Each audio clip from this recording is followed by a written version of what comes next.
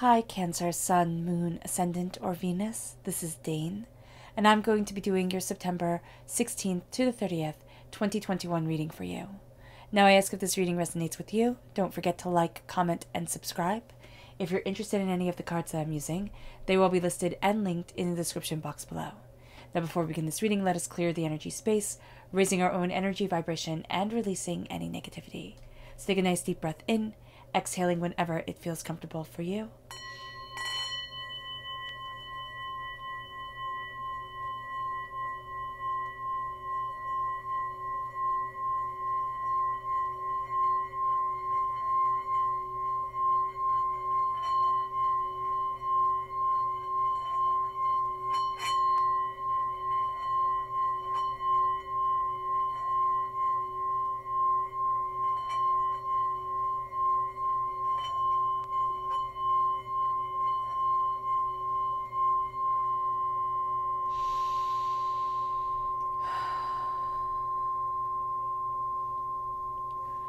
Releasing all negativity from the body like storm clouds. Letting yourself feel calm, centered, and at peace as we enter into this safe and loving space. Let's let the bowl sing as we see what the tarot has to say.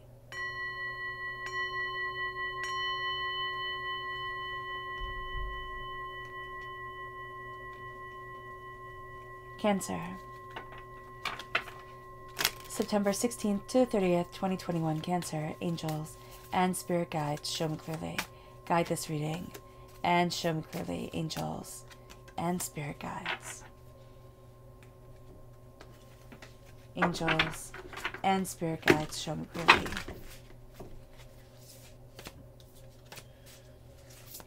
Guide this reading, and show me clearly, angels, and spirit guides. Angels, and spirit guides.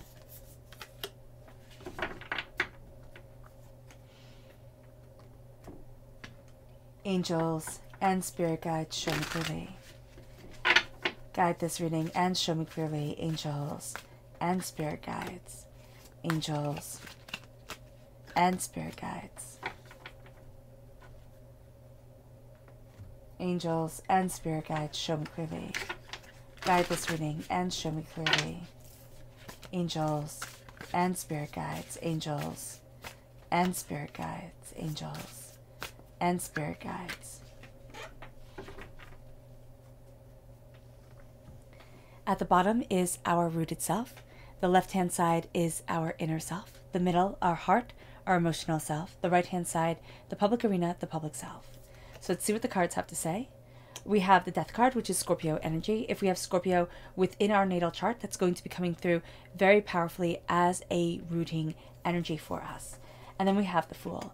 So there's transformation, there's a dying away of the old self and a rebirth of the new that is telling us to go on this adventure, to start, to believe in ourselves, to begin. Then we have the Ace of Fire, which I love, fire sign energy coming through.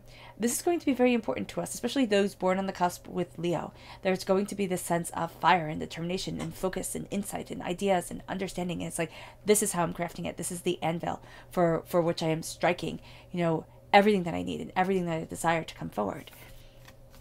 And then leads us to Journey, which is Temperance in the Rider-Waite-Smith deck. So if we have Sagittarius energy within our natal chart, that's coming through very powerfully in our inner selves.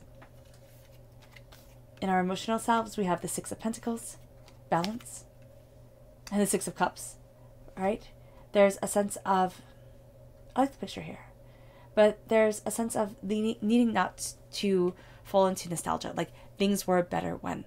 It's needing to be able to say, my heart is healing, my heart is moving forward. I am finding balance and beauty and purpose where I stand now. And I'm not living for the past, I'm not living for the future. I'm creating my present, and I'm living in my present as the gift that it most beautifully is. It moves us to our subconscious public self. We have the Seven of Cups. Gifts start coming in. And we have the Six of Wands. Now we have the repeat of the number 6 3 times. So divinity says that we're being watched over, we're being nurtured. 6 is an astoundingly nurturing number.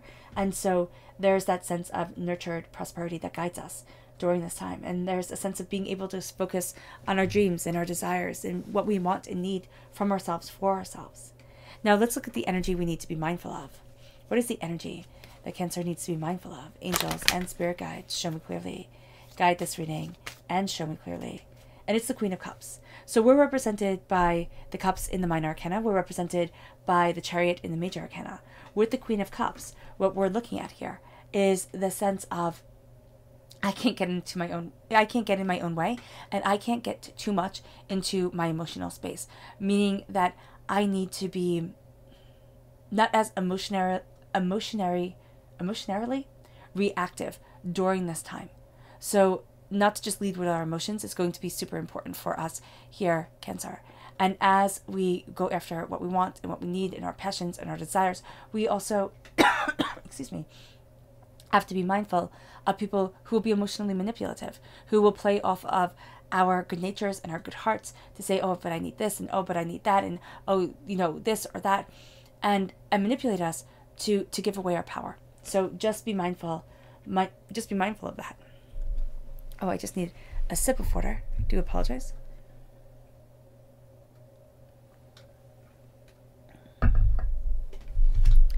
Now our chakra energy, angels and spirit guides, show me clearly.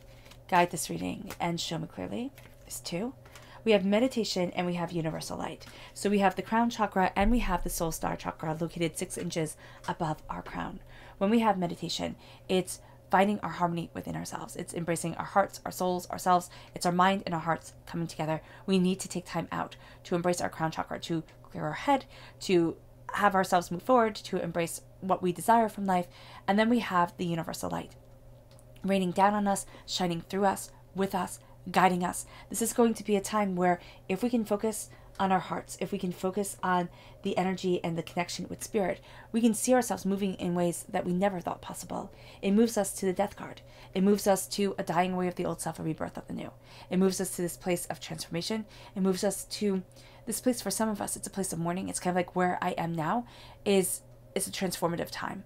And so we can be at the spot where we know that we can't stay here. It's kind of like when you're in a job that we hate. We know we can't stay here. We have to have it change. But we need to buy our time before we can change things and move forward the way that we want to. And so with the death card, there's this sense of transformation. There's this sense of things aren't the same. There's a sense of gaining in wisdom and experience and time and development. And that leads us towards luck. That leads us towards a greater understanding of ourselves and a greater understanding of the way that we're moving forward. And it brings us then to the Fool. It brings us to a place of embracing energy. It brings us to a place of diving down that rabbit hole and saying, this is where I'm going, this is what I'm doing, this is what I want for myself. But remember always, when we start a hero's journey, we are first and foremost a fool. Because whenever we do something that is out of the box, out of the ordinary, out of the expected, people think, wow, how foolish are you? Do you really think this is going to work out? And the answer is yes. Yes, I do. We might have to tweak things along the way, find where we really stand and where we're really headed, and why we've been given these twists and these turns. But we start to embrace our power, ourselves, our insights, and our ideas, and that changes everything. And so we are a fool for diving down the rabbit hole, for chasing something that seems illusionary, but that isn't. That is so real that it's terrifying for others to even think of going after. It moves us to the Ace of Fire. It moves us to this place of fire and intensity and integrity. It moves us to this place of, what does my heart want? What am I passionate about? What gets me out of bed in the morning? What makes me feel alive? And the Ace of Fire shapes us within our creativity. So often, it's so funny, because when we're intuitive, ingenuity, ingenuitive? I don't think that's a word. But when we're intuitive thinkers, when we're older, when we think outside of the box and, are creative and entrepreneurial, that's celebrated. That's celebrated if you succeed. If you don't, excuse me, it's not. But that's a celebrated trait, to be able to be brave like that and to be able to go outside of the box and have dreams that everybody else doesn't have.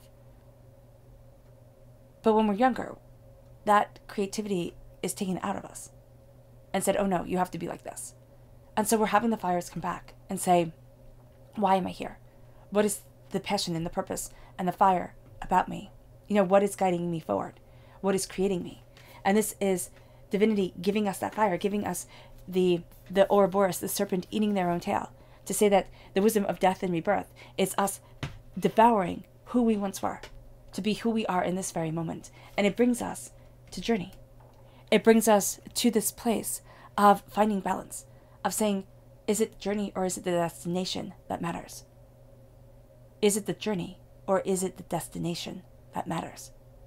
So is it how we get to the place or is it where we're headed? So often we think it's where we're headed. It's, doing everything by a certain time frame in just a certain way to get everybody to ooh and ah over us. But the journey, the forging of us, and we have the forge right here, that's everything. That's powerful. And so it is the journey that we are on that starts to balance us, that starts to bring us into focus with who we are and where we need to be. It leads us to the Six of Pentacles at our heart. We need things to be balanced. When it comes to prosperity, when it comes to money, when it comes to wealth, when it comes to what we value as much as money, we need that stuff to be balanced.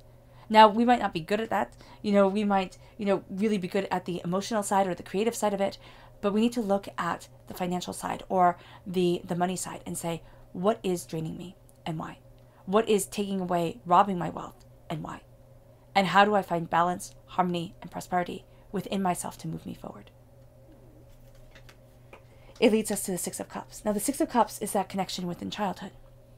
And it can be that, daydreams about childhood are coming up, or when things were just really nice and calm, and then life takes over.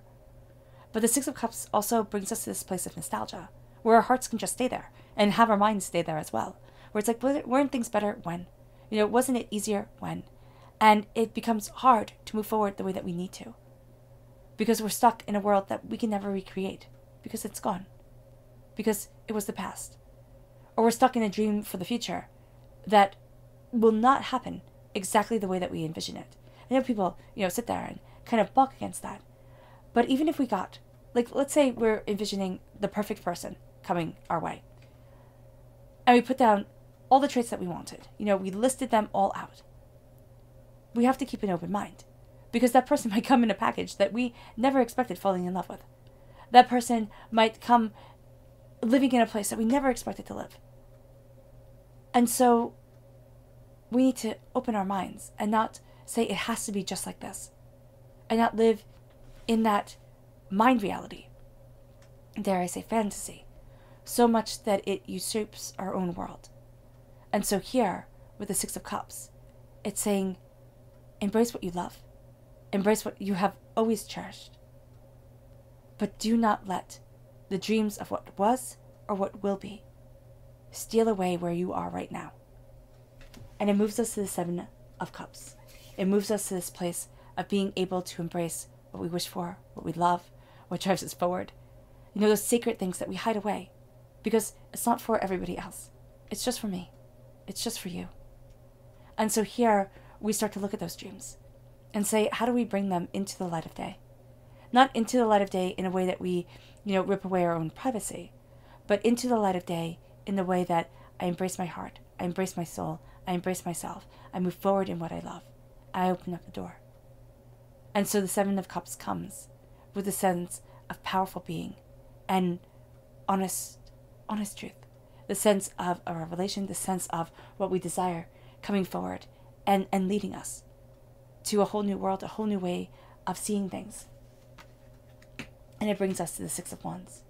As we take the dreams out of the closet, as we connect with the spirit world helps us because of the dragonflies. That's always a sign for me of the spirit world coming in. As those who have passed connect with us, help guide us forward. As the spirit world shows us the dreams that we have locked away. And they say, kind of be braver than we were, or be as brave as we were. Open up the door. Do not limit yourself. It brings us to a place of prosperity, of celebration, of success, of bounty, of abundance. It brings us to a place that we get to hold our heads up high and say, but this is me. This is what I desire, want, need within my life. And this is what I'm celebrating myself for. The public arena is not a time to hide away, Cancer. It is a time to rejoice. Our subconscious chakra energy is the King of Swords. Be mindful of people who manipulate words. Be mindful of getting too much in your own head. You can be way too much in the kind of esoteric spiritual side of it, not firmly planted on the ground in the waking world, but in the emotions and words and kind of dissecting everything and saying, well, what do you think they meant by this word? And what do you think about this? Or, having to write something and tearing it all apart because, excuse me, it just has to be perfect. It just has to convey everything. And so here we have to be mindful of that. And we also have to be mindful of the people who are too blunt and too sharp with their words, who just say it as it is, but not with kindness, but not with compassion, and who are a bit cruel. For some reason, we'll be drawn to them because we're going to think, oh, they're saying the truth. They're saying what I need to hear. And there's an element of truth in everything that they're saying. And if they could just present it a little bit nicer, it would be better. Our subconscious chakra message is inspiration. This is the Sacral Chakra. We are embracing a new dawn, a new day, a new passion, a new power. The Sacral Chakra is where our creative energy is held. It's where our sexual energy is held.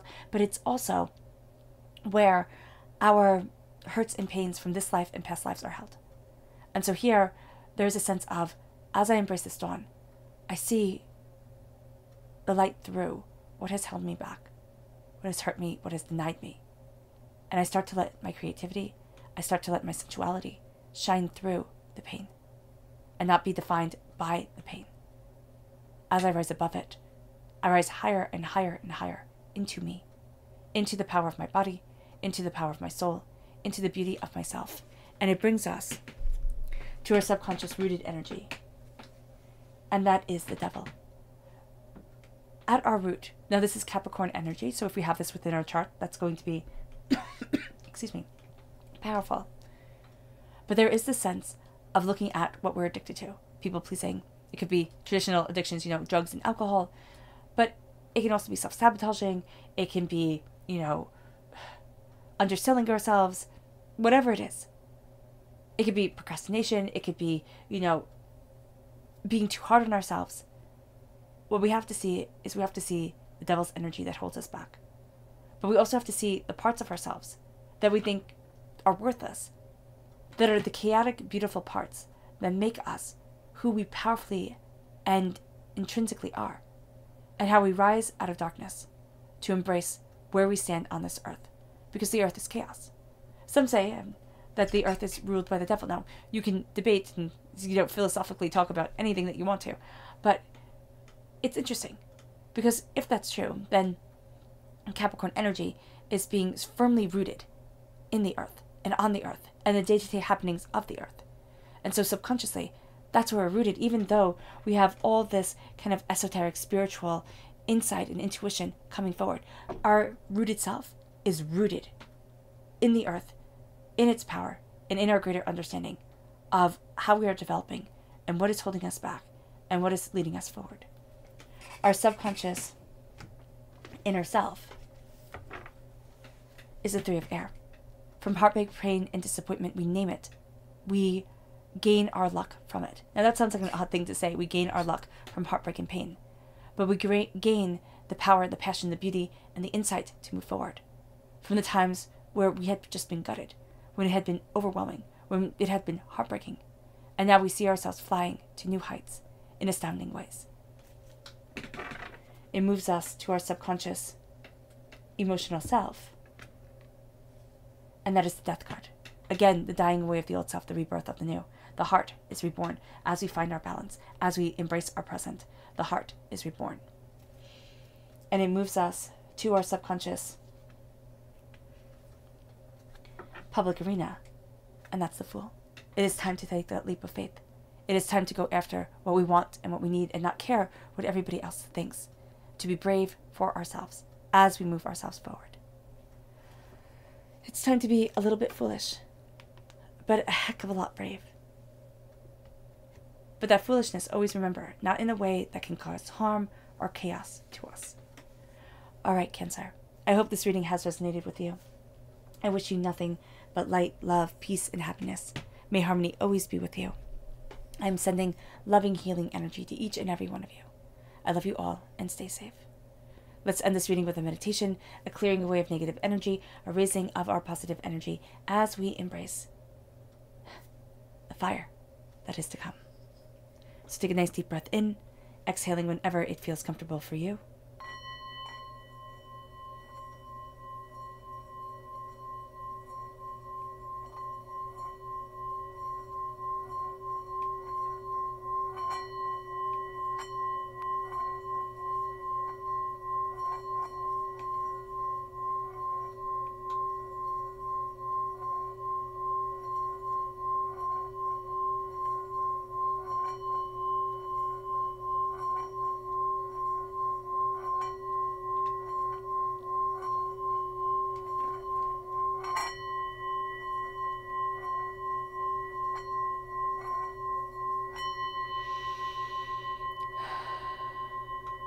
May you move forward in peace and in harmony, Cancer.